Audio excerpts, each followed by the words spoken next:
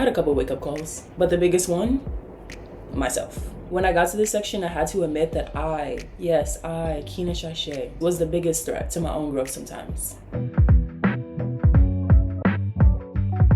I used to feel like I was growing in about 20 different directions. I had no real clarity on what I was good at, what was holding me back, or where I should even focus my energy. So many of us are on this self-discovery journey, but we don't stop to actually assess where we are, or at least I didn't. That's when I came across the concept of a SWOT analysis and everything clicked. Today, I'm gonna walk you through how I did my own personal SWOT analysis and how you can too. Due to this assessment, I've been able to make aligned decisions, stop doubting myself, and started showing up intentionally on purpose. So let's get right into it. I believe a personal SWOT is one of the most powerful things you can do on your self-discovery journey because it helps you tie everything together. If you've been keeping up with this series, you know we've been talking about discovering your values, triggers, your strengths, relationship patterns, and you're getting to know yourself. But sometimes you just have to take a step back and assess where you are. In case you don't know what a SWOT analysis is, or you need a reminder, it's an acronym where the S stands for strengths, what you do well, the W stands for weaknesses, where you get stuck, the O stands for opportunities, what you can lead into or grow towards, and the T stands for threats, what might block or derail your growth. This helped give me a full picture, not just of who I am, but of the decisions I could start making differently. And that's exactly what I needed at that point in time when I was on this journey. It's so easy to be focused on growth. And you can grow in all areas. And sometimes we look at things and we don't even need to do that because we already have a solid foundation when it comes to that. That's where I was. I was dibbling and dabbling in so many self-development tools that I was getting more than what I needed. All I needed to do was pause and take a look at my weaknesses, for example, or threats that may have still been holding me back.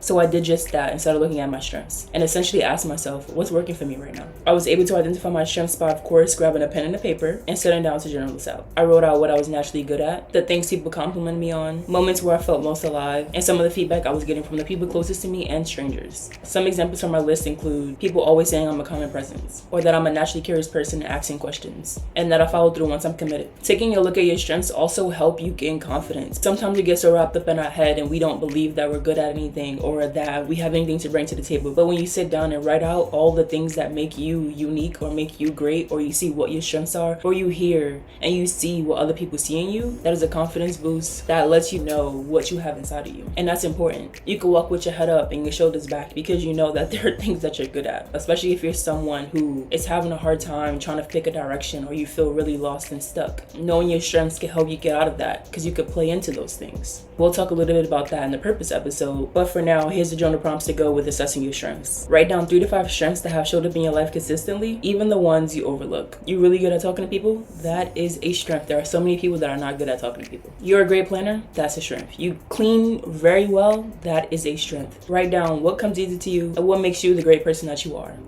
Now let's talk about weaknesses. This is where I wrote about where I struggle or self-sabotage the most. And let me just start this off by saying you have to be honest here. You might even feel like you're failing, but you're not. You have to know what your weaknesses are in order to accept them so you can correct them. This was the hardest section for me, without a doubt, but also the most freeing. I had to admit where I play small, avoid hard conversations, or procrastinate so that I could see what was holding me back so I could move forward to the woman that I wanted to become. As I was writing this out, some things that showed up for me were I let perfectionism slow me down. Trying to be perfect, have it all together, make sure all my ducks were in a row, I dot my I's and cross my T's, and just wanting to be perfect and organized slowed me down so much because I could never start anything. The truth is I was never going to be ready because I didn't give myself the opportunity to have growing pains, to grow through what I was going through. I was just trying to be perfect and I was sabotaging myself and what I wanted to do. A perfect example is this podcast. I've been wanting to start a podcast and share my story, but I thought I had to check all the boxes on the checklist. And whenever something popped up where it wasn't checked off, I can't start because I'm not ready to do it because I haven't checked that off yet. When I finally got out of my head and started to put one foot in front of the other, everything is coming along as I'm going. I no longer feel the need to be perfect or have everything figured out. Another thing that showed up for me was I was afraid or would avoid setting boundaries because I didn't want to disappoint people. And I can't tell you how much that held me back. Boundaries are about you, your tolerance, what you will and won't allow. And you should never be afraid of communicating how people should handle you. Never. That's something I learned after doing this, but it was one of the things that popped up for me as something that I struggled with. The journal prompt to go along with this section include writing out where you play small, avoid conversations, or procrastinate. And this isn't about judging yourself. It's about spotting the pattern so you can move forward with intention.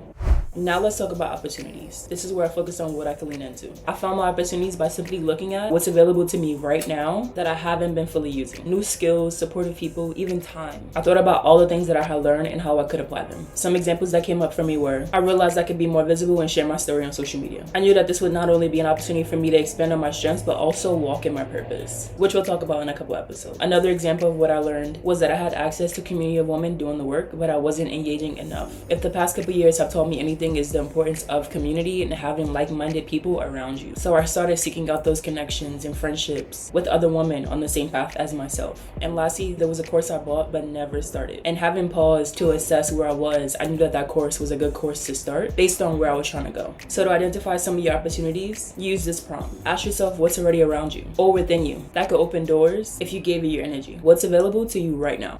We've looked at strengths, we looked at weaknesses, and we just finished up with opportunities. Now let's get into the last and final thing, which is threats. I had a couple wake-up calls, but the biggest one, myself. When I got to this section, I had to admit that kinashysae, was the biggest threat to my own growth sometimes. My personal threats look like overcommitting and burning out. I told you before that I was afraid of letting people down and disappointing them. So I was always saying yes, overcommitting, and going along with what everyone else wanted to do. And that was the fastest way to overcommit and burn out, which is a threat to my own growth and goals because I could never focus on myself. Another one of my personal threats were comparing my journey to where I thought I was supposed to be. I'm this age, so I should be doing X, Y, and Z. I have this degree, so why am I not doing that? Or this person graduated in the same class as me and they're doing this, why am I doing that? Like, comparison, a threat. Because if you're constantly focused with your head up on what everyone else is doing, you can't see what you have going on right in front of you and how to move forward step by step, one foot in front of the other. That was one of the biggest threats to my growth.